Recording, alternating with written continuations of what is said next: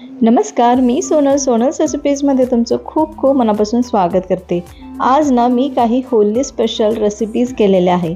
यामध्ये मस्त मावा घालून किंवा खवा घालून गुजिया तयार केल्या, त्यानंतर दही वडे केले आहे। अगदी सुपर सॉफ्ट असे दही वडे आपले झालेले आहे आणि सोबतच थंडाई केलेली आहे। आता होळी आहे तर थंडाई तर झालीच पाहिजे, तर हे थंडाईचं मी प्रीमिक्स तयार करून ठेवलेलं आहे किंवा थंडाई पावडर तयार करून ठेवलं आहे।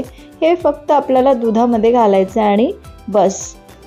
तर हे बघा, आपला दही वडा किती सॉफ्ट झाला आहे, मी तुम्हाला इथे दाखवते।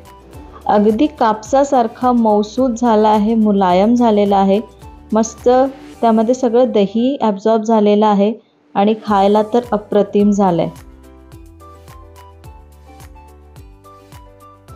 आणि आता गुजिया केला तर गुजिया पण मी एक तोडून दाखवते।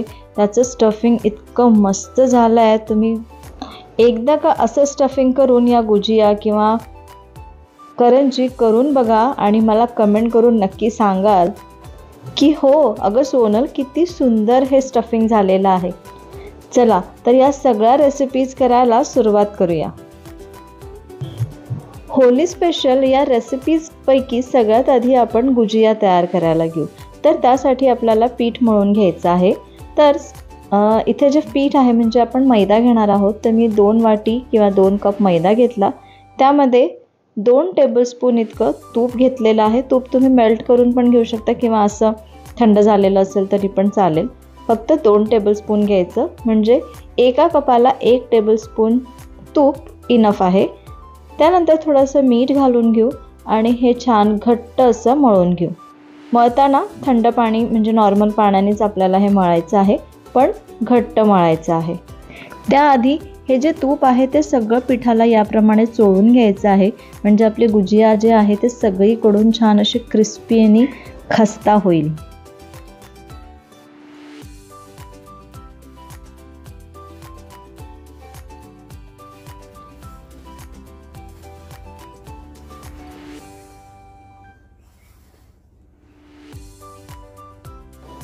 हे बघा, असं घट्ट आपल्याला पीठ मळून घ्यायचं आहे। आता याला आपण 10 मिनिटं बाजूला रेस्ट करायला ठेवून देऊ। आता याचं आपण स्टफिंग तयार करायला घेऊ। तर मी इथे स्टफिंगसाठी सगळ्यात आधी खवा घेतलेला आहे। तर 200 ग्राम मी इथे खवा घेतला आणि हा थोडा थंड झालेला होता, त्याच्यामुळे याला फोडून घेते। आणि हा खवा आपल्याला 5 ते 10 मिनिटं अगदी कमी गॅसवरती भाजून घ्यायचा आहे। हे बघा, तुम्ही बघू शकता याला छान तूप पण सुटलेलं आहे आणि हा तव्याला सोडत पण आहे आणि याचा रंग थोडासा गोल्डन असा येत पण आहे। तर इथपर्यंतच आपल्याला हा खवा भाजून घ्यायचा आहे। हा खवा आपण काढून घेतला आणि याच पॅनमध्ये 1 चमचा तूप घालून आता यामध्ये आपल्याला सगळे ड्रायफ्रूट्स भाजून घ्यायचे आहे। तर मी इथे काजू, बदाम, पिस्ता आणि थोडीशी चारोळी घेतलेली आहे, तर ही भाजून घेऊ। इथे यांचं प्रमाण तुम्ही कमी जास्त करू शकता। इथे मी 15 घेतले आहे, 15 काजू, 15 बदाम, 15 पिस्ता असं बारीक करून घेतलेलं आहे। आता हे आपण 2 मिनिटं अगदी कमी गॅसवर भाजून घेऊ आणि हो, सोबतच यामध्ये आपण 1 टेबलस्पून एवढी खसखस पण घालून घेऊ आणि सोबतच हे सगळं भाजून घेऊ। अगदी कमी गॅसवर 2 ते 3 मिनिटं हे भाजून झालेलं आहे। आता आपण याला काढून घेऊ आणि थंड करून घेऊ। आता याच पॅनमध्ये आपल्याला 1/4 एवढं खोबरं कीस भाजून घ्यायचं आहे। तर मी हे डेसिकेटेड कोकोनट जे असतं बारीक, तर तेच घेतलेलं आहे। तुम्ही आपला घरचा जो नारळ असतो म्हणजे खोबरं असतं तो किसून घातला तरीही चालेल। याला आपण परत 1 ते 2 मिनिटं भाजून घेऊ। हा 2 मिनिटं भाजून झाला, याचा थोडासा रंग असा लाईट ब्राऊन आलेला आहे। आता आपण हे काढून घेऊ। आता हे करता करता मी तुम्हाला एक छानशी टिप सांगते। जर एखादा पदार्थ आपण त्याच्यामध्ये भाजला आणि परत दुसरा पदार्थ पण त्याच कढईमध्ये किंवा त्याच पॅनमध्ये भाजायचा असेल, तर जो आधीचा पदार्थ असेल ना, तर तो कधी कधी करपून जातो, म्हणजे किंवा तो त्याला जास्त हीट झालेली असेल तर तो जळतो। म्हणजे आता जसं मी खोबरं कीस भाजलं होतं आणि ते जर तसंच राहिलं असतं पॅनमध्ये, तर ते जळून गेलं असतं आणि पूर्ण आपल्या रव्याला पण ते असे काळे काळे डाग दिसले असते। म्हणून काय करायचं, जेव्हा आपण कुठलाही पदार्थ भाजून झाल्यानंतर मी जसं आता दाखवलं त्या पद्धतीने टिश्यू पेपरने तो पॅन पुसून घ्यायचा आणि त्यानंतर दुसरा पदार्थ भाजायला घ्यायचा। तर आता आपण इथे रवा पण छान 2 ते 3 मिनिटं कमी गॅसवरती भाजून घेऊ। आपला रवा पण छान भाजून झाला आहे। आता आपण याला काढून घेऊ आणि थंड करून घेऊ। आता या सारणासाठी आपल्याला थोडीशी साखर बारीक करून घ्यायची आहे। तर मी इथे 1/4 कप एवढी साखर घेतली आहे। त्यामध्ये 3-4 असे वेलची घेऊन हे बारीक करून घेतलं मिक्सरमधून। आणि हे बघा इथे सगळं आपलं थंड झालेलं आहे। खवा, रवा, खोबरं कीस, त्यानंतर सगळे ड्रायफ्रूट्स पण थंड झालेले आहे। आणि जो खवा आहे तो असा थोडासा ड्राय होतो म्हणजे थंड झाल्यानंतर। तर याला या पद्धतीने फोडून घ्यायचं।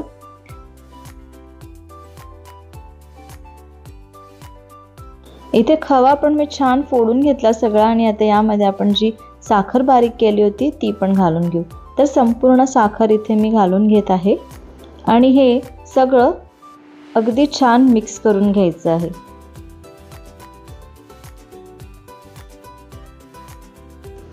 हे बघा किती छान सगळं मिक्स झालं आणि आपलं पीठ पण छान मुरलेलं आहे। आता हे परत एकदा आपण असं मळून घेऊ आणि याचे छोटे छोटे अगदी छोटे गोळे करायचे आहे। तर लिंबाचा गोळा असतो त्याच्यापेक्षा थोडे छोटेच करायचे।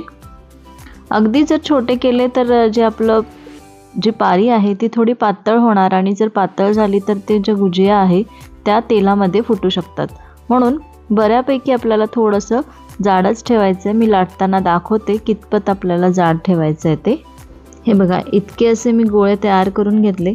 तर ह्या ज्या गुजिया आहे मी गोळे मला तरी वाटते की थोडेसे छोटे झाले। मी परत थोडे थोडे मोठे करून घेतले आणि यामध्ये आपले 20 गुजिया आरामात होतात। 20 ते 22 गुजिया या प्रमाणामध्ये आपले तयार होतात। आणि त्यापैकी माझं थोडंसं सारण पण उरलेलं आहे म्हणजे 1/4 कप म्हणजे पाव कप माझं सारण इथे उरलं। म्हणजे त्यामध्ये अजून तुमच्या 4 ते 5 या गुजिया तयार होऊ शकतील।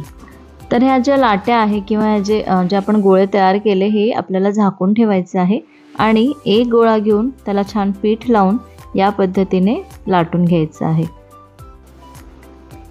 तर आपण जशी चपाती करतो ना तेवढं जाड ठेवायचं आहे आपल्याला हे।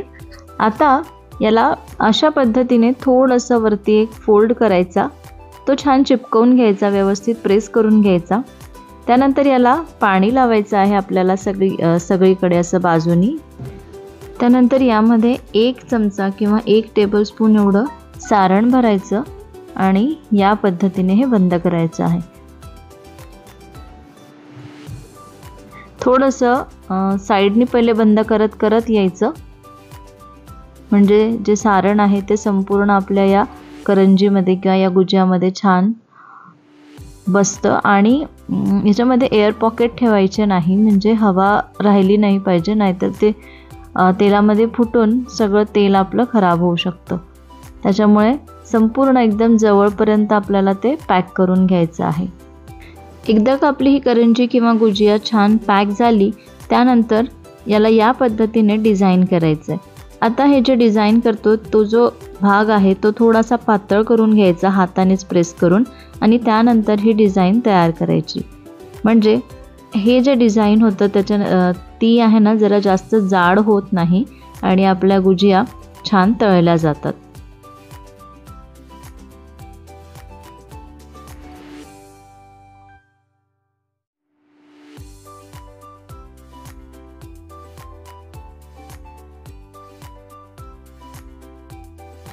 तर बघू शकता किती छान आपली ही गुजिया तयार झालेली आहे। आता या पद्धतीनेच मी सगळ्या गुजिया तयार करून घेते आणि एंडला ते पॅक करून घ्यायचं आहे, हे नक्की लक्षात ठेवायचं। हे बघा आपल्या गुजिया सगळ्या तयार झाल्या। आता आपल्याला याच्यासाठी पाक तयार करून घ्यायचं आहे कारण ह्या गुजिया तळून झाल्यानंतर आपल्याला याला पाकामध्ये घोळवायचं आहे।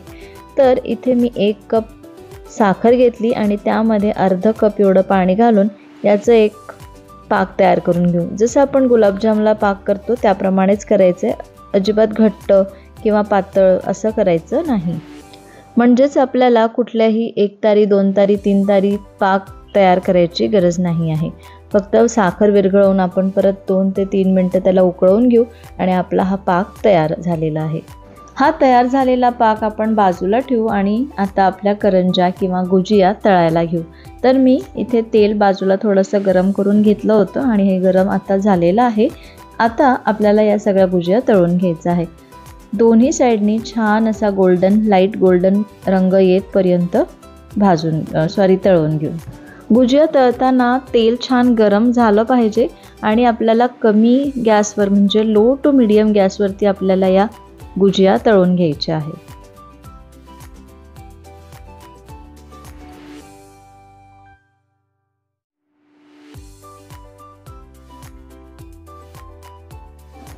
हे बघा किती सुंदर आपल्या भुजियांना रंग आलेला आहे। आता आपण हे काढून घेऊ आणि हा जो पाक तयार केला होता त्यामध्ये आपल्याला हे 2 मिनिटांनी टाकून ठेवायचं आहे।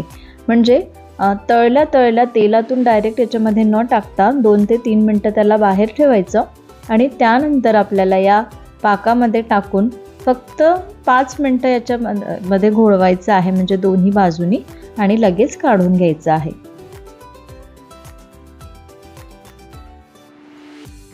हे सगळे भुजिया आपण या पाकातून काढून घेऊ आणि आता होळी स्पेशल रेसिपीज पैकी दुसरा पदार्थ तयार करायला घेऊ। तर इथे आपण दुसरा पदार्थ म्हणजे दही वडे करणार आहोत। तर त्यासाठी मी उडदाची डाळ 1 कप भिजत घातली होती, ती 3 तास छान भिजलेली आहे। आता तुम्ही बघू शकता छान भिजली आहे मस्त। आता ह्यातलं पाणी सगळं काढून आपण थोडं दुसरं पाणी आपल्याला बारीक करताना वापरायचं आहे। जेव्हा आपण डाळ भिजत टाकतो तेव्हा थोडीशी धुवून घ्यायची 2 ते 3 पाण्याने आणि त्यानंतर पाणी घालून आपल्याला ती भिजत ठेवायची आहे। आता मिक्सरच्या पॉटमध्ये मी ही बारीक करून घेते आणि यामध्ये आपल्याला 1 ते 2 टेबलस्पून पाणी घालून छान पेस्ट तयार करून घ्यायची आहे। यामध्ये आपल्याला थोडंसं जिरं पण घालायचं आहे। हे बघा डाळीतलं पाणी असतानाच मी थोडंसं वाटून घेतलं तर हे थोडंसं घट्ट पण आहे आणि डाळ पण व्यवस्थित बारीक झाली नाही आहे। तर यामध्ये आपण 2 टेबलस्पून पाणी घालू आणि परत हे आपण बारीक पेस्ट तयार करून घेऊ।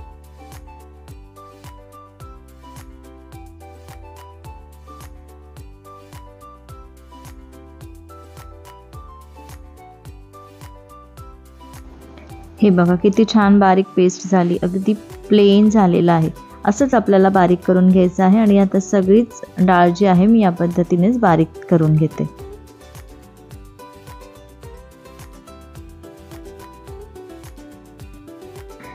संपूर्ण डाळ बारीक करून झाली। आता यामध्ये आपण मीठ घालू आणि याला छान फेटून घेऊ। फेटताना आपल्याला परत 1 ते 2 टेबलस्पून पाणी जर लागलं तरी घालू शकतो। आता तुम्ही बघू शकता मी थोडंसं पाणी घालून परत याला छान मस्त फेटून घेत आहे। फेटल्याने हे जे डाळ आहे किंवा हे जे बॅटर आहे आपलं हे छान हलकं फुलकं होतं आणि त्यामुळे आपले जे वडे आहे, दही वडे आहे, ते अगदी सॉफ्ट होतात, कापसासारखे मऊ होतात। तर या दही वड्याच्या प्रोसेसमधली ही सगळ्यात महत्त्वाची टिप आहे। तर ही नक्की लक्षात ठेवा आणि ही नक्की फॉलो करा। आता चेक कसं करायचं की आपलं पीठ छान हलकं फुलकं झालं आहे। तर इथे आपण फेटून झाल्यानंतर मी थोडंसं पाणी घेतलं एका वाटीमध्ये आणि त्यामध्ये असा एक गोळा घालून बघायचा। तो जर वरती तरंगला म्हणजे याचा अर्थ आपलं पीठ छान आपण फेटून घेतलेलं आहे। आता हे जे पीठ आहे मी परत 2 ते 3 मिनिटं छान फेटून घेतलं। सुरुवातीला 5 मिनिटं फेटलं होतं आणि नंतर 3-4 मिनिटं फेटून आता तुम्ही बघू शकता अगदी छान गोळा असा तरंगत आहे। तर आता आपलं हे पीठ आहे छान फेटून झालं आहे। आता आपण याचे वडे तळून घेऊ।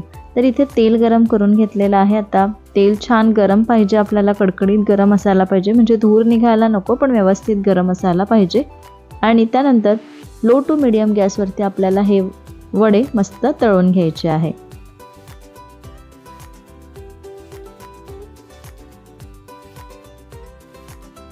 हे वडे तळताना थोडीशी काळजी घ्यायची। जेव्हा आपण वडे टाकतो तेव्हा लगेच तर नाही, पण नंतर 1 मिनिटाने थोडंसं पलटवून घ्यायचं, म्हणजे हे जे वडे आहेत त्याचा छान शेप असा गोलाकार होतो। आणि जेव्हा तळतो तेव्हा थोडंसं तेलाच्या बाजूला उभं राहायचं, कारण आज हा जो वडा आहे तुम्हाला इथे दिसला असेल तर तो फुटला आहे तेलामध्ये। मी थोडंसं बाजूलाच होते, पण ही काळजी थोडीशी तुम्ही घेऊ शकता, म्हणजे घ्यायची आहे। वडे तळताना किंवा कुठलंही तळण वगैरे करताना लगेच गॅस जवळ उभं राहू नका, ही महत्त्वाची टिप नक्की लक्षात ठेवा। आता या पद्धतीनेच मी सगळे वडे तयार करून घेते आणि छान तळून घेते। वडे तळून झाल्यानंतर आता मी इथे दही तयार करून घेणार आहे। तर इथे 2 कप मी दही घेतलं, त्यामध्ये चवीपुरतं मीठ घालून घ्यायचं आहे आणि 3 चमचे साखर घालून हे छान फेटून घ्यायचं आहे। फेटताना थोडंसं पाणी घालायचं। मी ह्यामध्ये अर्धा कप पाणी घालून हे छान फेटून घेतलं।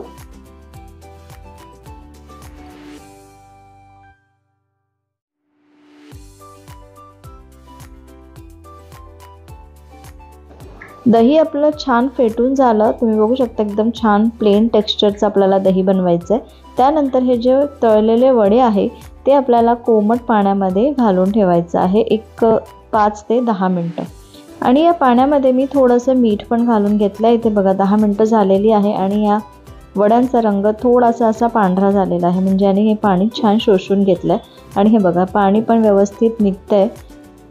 हे थोडं गरम आहे त्याच्यामुळे मी असं चमच्याने करते, नाहीतर हाताने पिळून आपल्याला यातलं पाणी सगळं काढून हे आपल्याला दह्यामध्ये ठेवून द्यायचं आहे। आणि दह्यामध्ये घालून पण एक 10 ते 15 मिनिटं ठेवायचं, म्हणजेच या दहीवड्यामध्ये सगळं दही ॲब्झॉर्ब होतं आणि नंतर हे मऊसूत तर होतात पण चवीला पण भन्नाट लागतात। दहीवडे पण मी बाजूला करून ठेवून दिले। आता आपल्याला थंडाईचं एक प्रीमिक्स किंवा थंडाई पावडर तयार करायची आहे। त्यासाठी मी एका पॅनमध्ये काजू, बदाम, पिस्ता आणि खसखस घेतलेली आहे। तर हे सगळं मी 10 ते 12 असे क्वांटिटीमध्ये घेतले आहे। तुम्हाला जितपत करायचं असेल तेवढं तुम्ही घेऊ शकता।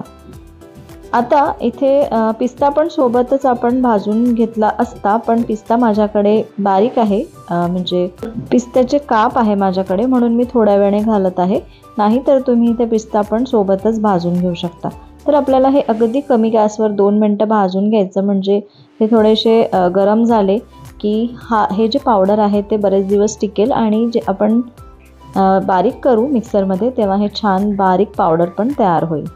आता हे मी 2 मिनिटं भाजून घेतलं आणि त्यानंतर आपण पिस्ता आणि खसखस पण भाजून घ्यायची आहे। तर हे पण आपण 1 ते 1.5 मिनिटं भाजून घेऊ। खसखस पटकन भाजली जाते, त्याच्यामुळे खसखसमधून थोडासा आवाज आला ना की हे बंद करून घ्यायचं, नाहीतर मग खसखस जळू शकते। सोबतच मी 2 वेलची यामध्ये घातलेली आहे। हे सगळं आपण 1 मिनिटं छान भाजून घेऊ।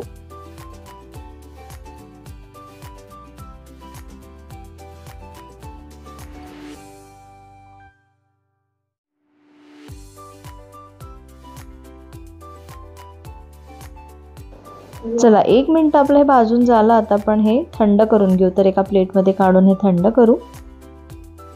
आता हे थंड झालेलं आहे। आता आपण याला मिक्सरमधून छान बारीक वाटून घ्यायचं आहे। मी हे एकदा थोडं बारीक वाटून घेतलं। आता यामध्ये आपल्याला साखर घालायची आहे। तर इथे मी चमच्याने साखर घालत आहे, पण नंतर मला थोडीशी कमी वाटली। तर या क्वांटिटीसाठी ना तुम्ही इथे 1/4 कप किंवा 1/4 कपपेक्षा थोडीशी जास्त, 1 टेबलस्पून थोडी जास्त अशी साखर बारीक करून घेऊ शकता। त्यानंतर यामध्ये मी केशर घालून घेतलेला आहे आणि यामध्ये आपल्याला एक सिक्रेट इन्ग्रेडियंट टाकायचा आहे, तो म्हणजे कस्टर्ड पावडर। तर कस्टर्ड पावडरनी आपल्या या मस्त थंडाईला एक छान थिकनेस येईल। 1/4 कपपेक्षा अर्ध इतकं मी, म्हणजे 1/8 कप असं हे पावडर घातलेलं आहे, कस्टर्ड पावडर। त्यानंतर मिल्क पावडर पण आपल्याला तेवढंच घालून घ्यायचं आहे आणि याची बारीक अशी पावडर तयार करून घ्यायची। हे बघा मस्त पावडर तयार झाली, छान मिक्स झालेलं आहे। आता हे आपण या बोलमध्ये काढून घेऊ आणि परत एकदा थोडं हाताने छान मिक्स करून घेऊ।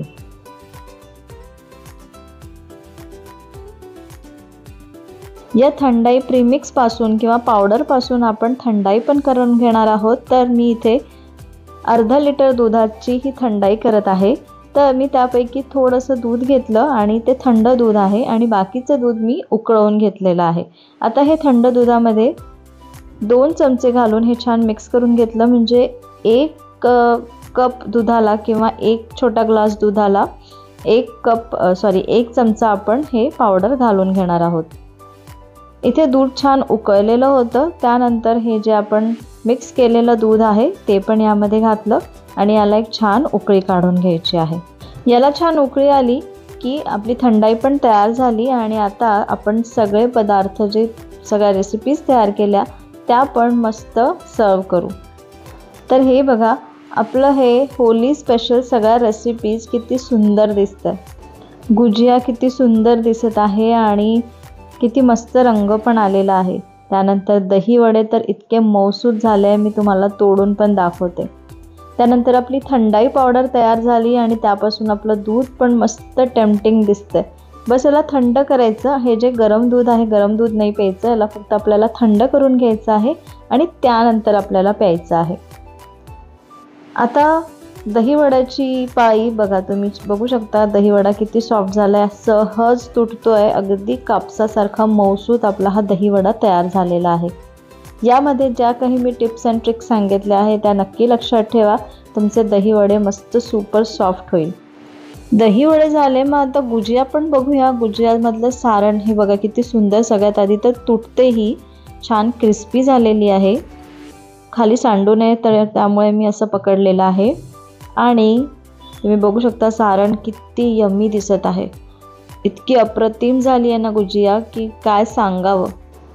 आयुषला तर इतकी आवडली की तो तारीफ करत करत थकत नव्हता. मम्मा किती सुंदर ही गुजिया झाली आहे, किती मस्त टेम्पटिंग यम्मी झालेली आहे.